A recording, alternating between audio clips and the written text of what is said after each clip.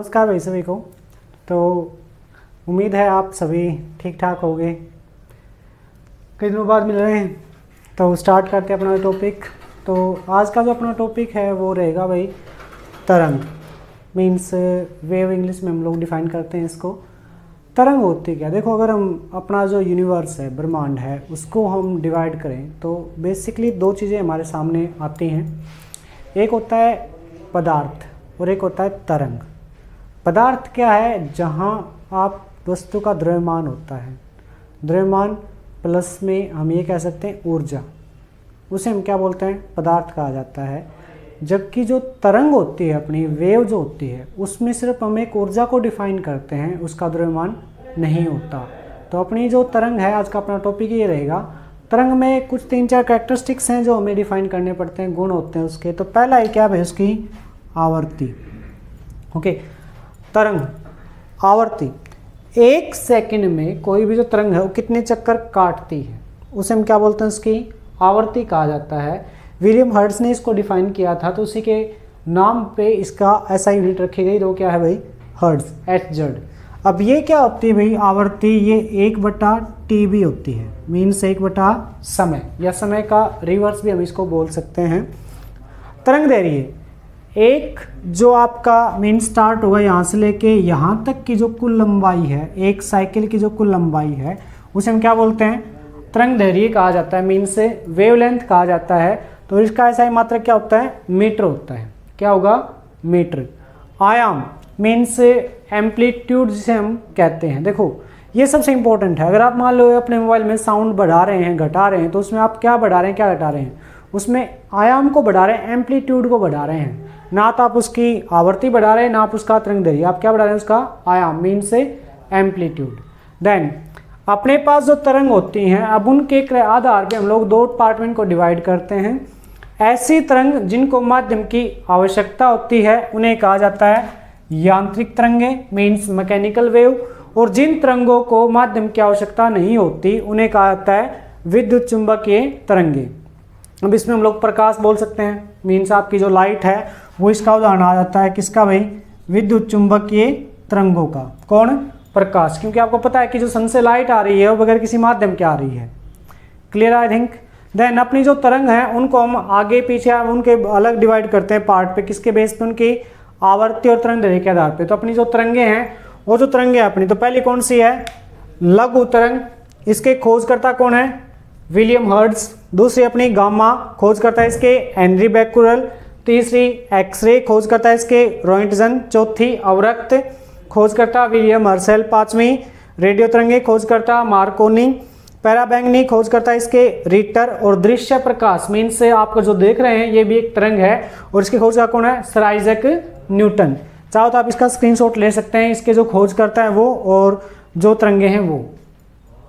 I think ले लिया होगा। Let me start. तो जो आपकी तरंग है मीन्स आपकी 2 टाइप में डिवाइड करते हैं। एक तो क्या है? यांत्रिक, जिनको माध्यम की आवश्यकता होती है आने और जाने के लिए।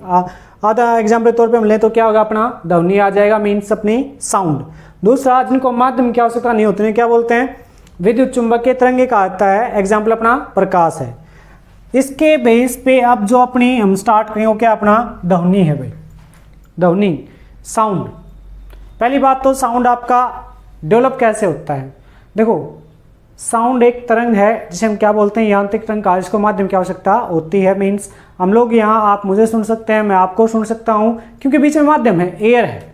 लेकिन अगर हम स्पेस में चले गए, चंद्रमा चले गए, तो वहाँ पे हम एक दूसरे की आवाज़ नहीं सुन पाएंगे, क्योंकि वहाँ पे माध्यम नहीं है। तो पहली बात, जो ध्वनि उत्पन्न होती है वो कणों के टकराने से पैदा होती है। यानी कि जो पार्टिकल होते हैं वो वाइब्रेट करते हैं अपनी पोजीशन पर, वहीं से क्या होता है? एक ऊर्जा उत्पन्न होती है, एक तरंग उत्पन्न होती है, और उसे हम क्या बोलते हैं? ध्वनि तरंग कहा जाता है। अब ध्वनि को इसकी आवर्ती के आधार पर 3 भागों में डिवाइड किया गया है। पहली कौन सी है? अपश्रव्य, मीन्स इंफ्रासोनिक। कौन से? Infrasonic sound. क्या होता है? जिस ध्वनि की तरंग आवर्ती 20 हर्ट्ज से कम होती है उसे क्या बोलते हैं? अपश्रव्य। क्या कहेंगे उसे? अपश्रव्य। दूसरा, श्रव्य। जिस ध्वनि की जो आवर्ती है वो 20 हर्ट्ज से लेकर 20,000 हर्ट्ज के बीच में होती है उसे क्या बोलते हैं? श्रव्य तरंग कहा जाता है। तीसरा आपकी प्राश्रव्य मीन्स अल्ट्रासोनिक, कौन सी है? अल्ट्रासोनिक या अल्ट्रासाउंड। क्या होता है? इसकी आवृत्ति 20,000 हर्ट्ज से ज्यादा होगी, उसे क्या बोलते हैं? अल्ट्रासाउंड कहा जाता है। अब यहाँ पे हम बात करते हैं कि जो माध्यम है उसका क्या इफेक्ट पड़ेगा ध्वनि की चाल पे भाई। तो ध्वनि की जो चाल है, पहली बात तो आपको एक बात याद रखनी कि चाल क्या होती है? दूरी बटे समय। क्या होगी? दूरी बटे समय। अब यहाँ पे जो चाल है, ध्वनि की चाल की हम बात करें तो v अपने पास जो होती है वो क्या होगी? अब दूरी क्या होगी यहाँ पे? वेवलेंथ मीन्स तरंग दैर्घ्य, तो क्या आएगी? लैम्डा, और समय क्या आ जाएगा? t। तो ध्वनि के चाल उसे हम क्या लिखते हैं? लैम्डा बाय टी लिखते हैं। अब एक बात ये भी कि जो आवृत्ति होती है उसे हम क्या लिखते हैं? म्यू लिखते हैं भाई। क्या लिखें उसे? म्यू। तो इसको हम लिख सकते हैं v is equal to lambda into 1/t, और 1/t की वैल्यू क्या है? म्यू। तो v आपकी क्या आ गई? Lambda into mu. ये रिलेशन है किसमें? ध्वनि की चाल, तरंग दैर्घ्य और आयाम।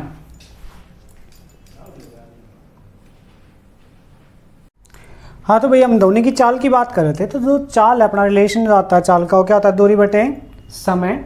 अब यहाँ पे दूरी है वो किसके रूप में होगी? आपकी तरंग दैर्घ्य, उसे हम क्या लिखते हैं भाई? लैम्डा लिखते हैं। देन अपने पास जो वैल्यू आएगी वो क्या आएगी कि अपने पास दूरी मीन्स लैम्डा बटे टी। तो लैम्डा बाई टी का मतलब क्या होगा यहाँ पे? लैम्डा 1/t, और 1/t की वैल्यू क्या होती है भाई? म्यू मीन्स आपकी आवर्ती। तो यहाँ पे रिलेशन बनता है इसका क्या कि भाई v बराबर है लैम्डा इंटू म्यू। ये ध्वनि की चाल का रिलेशन है भाई, किसके साथ में? आपकी जो तरंग दैर्घ्य है और आवर्ती उसके साथ में। देन अब ध्वनि की जो चाल है वो टोटली डिपेंड करती है किस पे? माध्यम पे। माध्यम के जो कण है उन पे। ठोस में ध्वनि की चाल क्या होगी? सबसे अधिक होगी। द्रव में क्या होगी? उससे कम। और गैस में सबसे कम होती है। अगर हम एक बात देखें तो ये मान लीजिए जो अपनी वायु है, वायु में ध्वनि चाल कितनी होगी? 332 मीटर पर सेकंड। जबकि पानी जो इसमें कितनी होती है? 1498 मीन्स ऑलमोस्ट 1500 मीटर पर सेकंड। जबकि जो ठोस होते हैं, चाहे आपका एल्यूमिनियम हो चाहे आपका स्टील हो, उसमें 6000 से ऊपर वैल्यू होती है ध्वनि की चाल की मीटर पर सेकंड में। तो यही बात है भाई कि ध्वनि की जो चाल है वो आपकी डिपेंड करती है कणों पर। इसके कण नजदीक होंगे उनमें चाल ज्यादा होगी, इसके दूर में चाल क्या होगी? कम होगी। फिर प्राश्रव्य ध्वनि क्या होती है भाई? जिस ध्वनि की जो आवृत्ति है वो 20,000 हर्ट्ज से अधिक होती है उसे क्या बोलते हैं? प्राश्रव्य ध्वनि मीन्स अल्ट्रासाउंड। दूसरी बात, ये ध्वनि जो है इसका उपयोग किया जाता है भाई, पहला जो है कहाँ पे? इकोकार्डियोग्राफी में। इकोकार्डियोग्राफी क्या होती है? ध्वनि द्वारा हृदय की जांच करना। क्या कहलाएगा? इकोकार्डियोग्राफी। दूसरा भाई लिंग भ्रूण जांच में मीन्स लड़का या लड़की, हालांकि गवर्नमेंट ने इसको बैन कर रखा है लेकिन इसमें इसका उपयोग किया जाता है। तीसरा जो है आपका जो अल्ट्रासाउंड है, इसका यूज करते हैं गुर्दे में पथरी को तोड़ने के लिए। किसका यूज किया जाता है? अल्ट्रासाउंड का। एंड फोर्थ जो हम यूज करते हैं बेसिकली भाई क्या? अपनी जो लीवर होता है इन सब में डिजीज को चेक करने के लिए, तो भी हम किसका यूज करते हैं? अल्ट्रासाउंड का। इसको सुन कौन सकता है भाई? जो भी जानवर होते हैं मीन्स कुत्ता, बिल्ली, हाथी जो होता है, सब किसको सुनते हैं? अल्ट्रासाउंड को। तो दोस्तों ये अपना साउंड का कुछ टॉपिक था भाई, इससे आगे जो हम स्टार्ट करेंगे अपनी नेक्स्ट वीडियो में आएगा। आज के लिए इतना ही। जय हिंद, जय भारत।